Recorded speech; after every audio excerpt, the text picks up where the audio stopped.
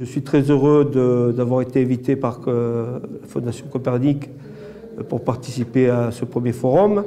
Le travail tue impunément. Effectivement,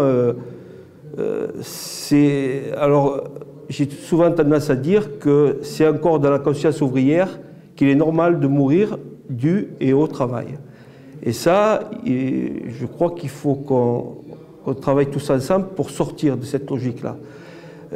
Dans la Fédération des industries chimiques, on a donc les risques immédiats, les risques différés les produits CMR, cancérogènes, mutagènes, reprotoxiques, qui génèrent des cancers, qui génèrent des pathologies lourdes et qui sont rarement liées au travail, alors que tout permet de dire qu'ils le sont, mais il y a une opacité qui est créée, il y a une construction ou une déconstruction qui rend invisible toutes ces atteintes différées sur lesquelles on est en train de travailler aujourd'hui, parce que si on ne fait pas réparer ces atteintes, si on ne fait pas réparer justement tous ces cancers, les patrons ne feront jamais de prévention.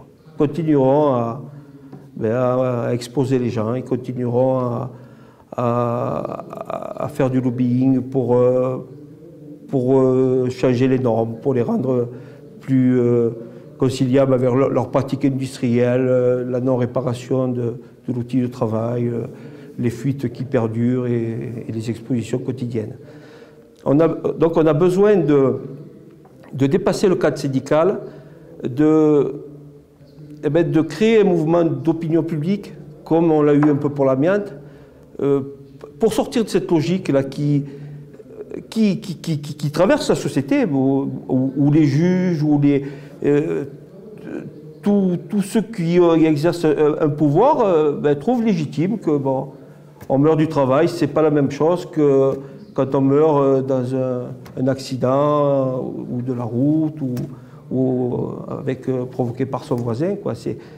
C'est une situation qu'il nous faut faire évoluer. Les salariés n'ont pas encore compris que si on fait un compromis santé-emploi, on perd les deux.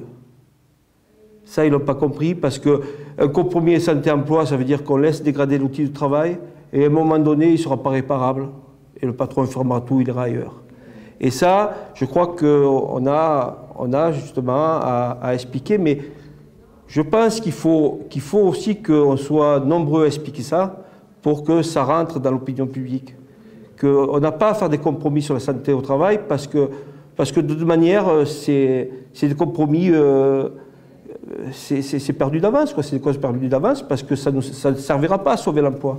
C'est pas possible. On a suffisamment d'expérience maintenant. On a malheureusement par le passé participé à des trucs, on s'est fait embarquer aussi par une expérience, comme le CPA, le comité permanent de l'amiante, où les patrons nous disaient oui, on peut gérer, on peut maintenir des normes, on peut travailler proprement, mais c'est pas vrai, c'est pas vrai. L'expérience nous a montré que quand une trémie est bouchée, on la débouche avec un flex d'air, on ne travaille jamais proprement. Donc, je crois qu'il faut qu'on prenne conscience qu'on n'a pas à aller sur ces compromis-là. La santé n'est pas négociable. Il y a eu des prises de conscience qui ont commencé dans les années 80, 90, donc une appropriation syndicale, une appropriation du monde du travail. On a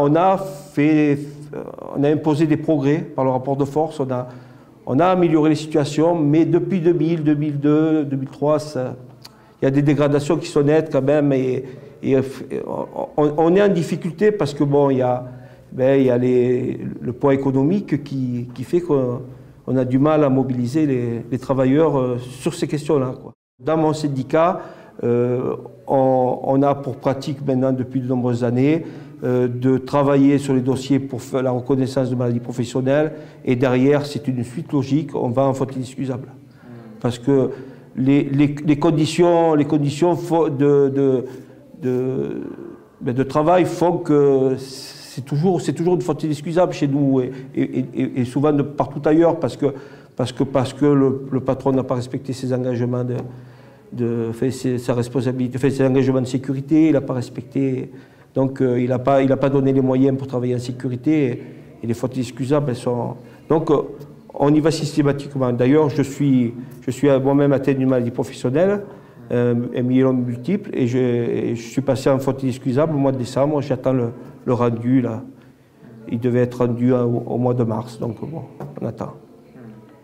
C'est long, c'est ça, enfin, ah oui, c'est très très long. C'est des procédures qui sont très très longues, et bon, voilà, il faut vraiment se donner les moyens syndicalement, poursuivre ces dossiers pour arriver à les mener à terme, pour faire de la recherche sur tous les documents du passé, les PV de CHSCT, de CE, les notes de service.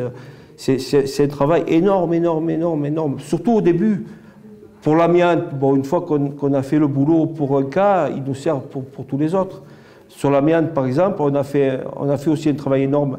Alors là, c'est pareil, sur le site où je travaille, on a fait reconnaître le site amiante, donc les salariés peuvent prétendre à partir plus tôt parce qu'ils ont été exposés.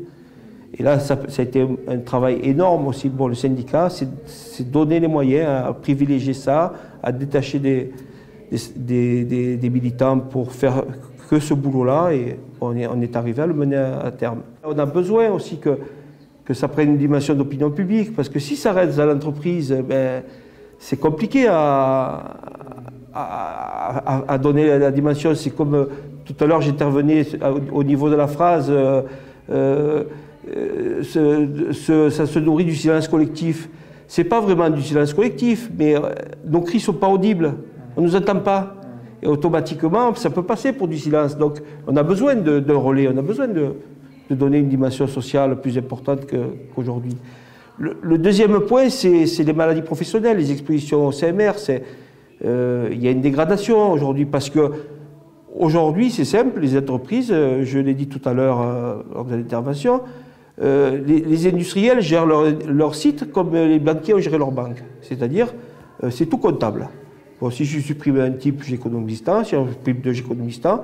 Ils ne regardent pas si les gars avaient une importance capitale dans les collectifs de travail. Ils ne regardent pas. Donc, tout se dégrade. Les collectifs de travail n'existent quasiment plus. Tout se dégrade. Et donc, il y a des expositions qui sont plus importantes.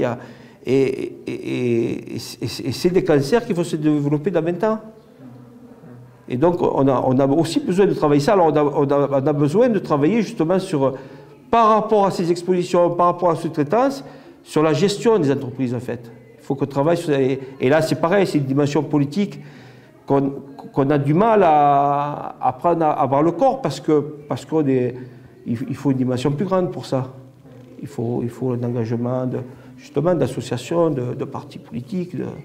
Et voilà, sans qu'on soit pieds et poings liés, mais que chacun puisse s'exprimer avec ses convergences et divergences, et puis qu'on avance sur le sujet, quoi.